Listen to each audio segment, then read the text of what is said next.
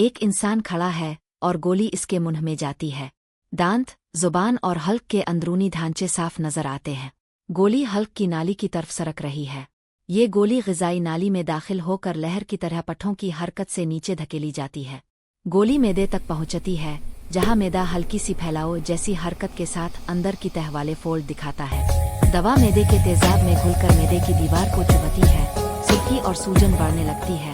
معدہ ہلکی سکلا سے ردنمل کو برداشت کرنے کی کوشش کرتا ہے۔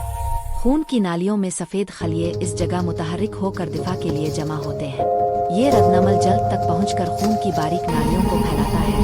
اسٹامک کے ذرات روشنی کی طرح پھیلتے ہیں، جلد سرخ ہو جاتی ہے۔ دل اس اچانک تبدیلی کو محسوس کر کے دھڑکن تیز کر دیتا ہے، شریانیں روشن سرخ بہاؤ کے ساتھ پھیلتی ہیں۔ سانس کی نالیاں تنگ ہو کر ہوا کے بہاؤ کو کمزور کر دیتی ہیں، اندرونی دیواریں سوجن کا شکار ہوتی ہیں۔ دماغ خطرے کی اطلاع دیتا ہے، نیورونز تیز سگنل بھیجتے ہیں، خون کی نالیاں بے ترتیب حرکت کرتی ہیں۔ پورا جسم ایک ساتھ متاثر ہو کر اضطراب ظاہر کرتا ہے۔ معدہ سوجا ہوا، جلد سرخ، دل بے قابو، پھیپھڑے تنگ اور دماغ تناؤ میں۔ معدے کی نمی کم ہوتی ہے، سوجن اور سرخی شدت پکڑتی ہے۔